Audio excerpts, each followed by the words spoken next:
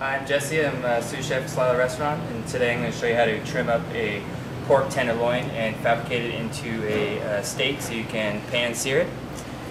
So this right here is tenderloin with the kind of nub end attached right here. So what I'm going to do is just basically clean this up. Here at Celilo we make sausage, so most of this trim is going to be made into sausage or bolognese sauce. Start here on the bottom side.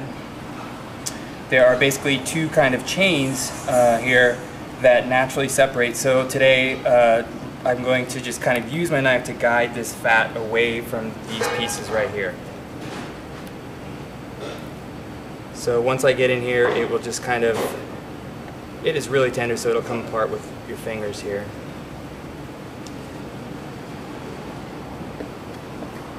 And as I kind of get into the back, I'm kind of twisting it back over to the top side, and this fatty layer here will just kind of come apart naturally. So that's what I've done there, and taking it kind of to the backs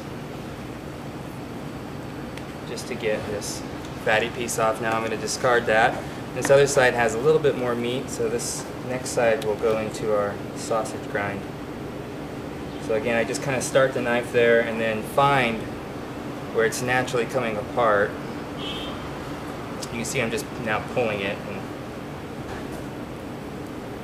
again, I'll do the same thing to where I'm kind of twisting the pork back over as it comes to the back end. And when we get back here, again, more natural separation, just using a knife to kind of guide that off. And I'll just take a clean swipe. So this stuff right here, we're going to go ahead and grind this up. Take a little bit of trim off in here for grind. Now we have this kind of weird piece where the meat kind of changes from kind of a white meat, kind of a darker meat. This is going to come off. It too has a natural separation here. So I got that little piece off, and that's going to go into our grind. A little bit more of that darker meat right there. This is a nice size one right here. So now we have most of that fat off, that just kind of two chains on the side.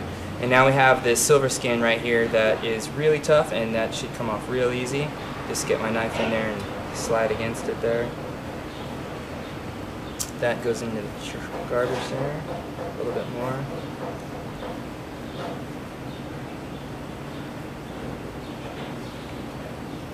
See this little fat right here.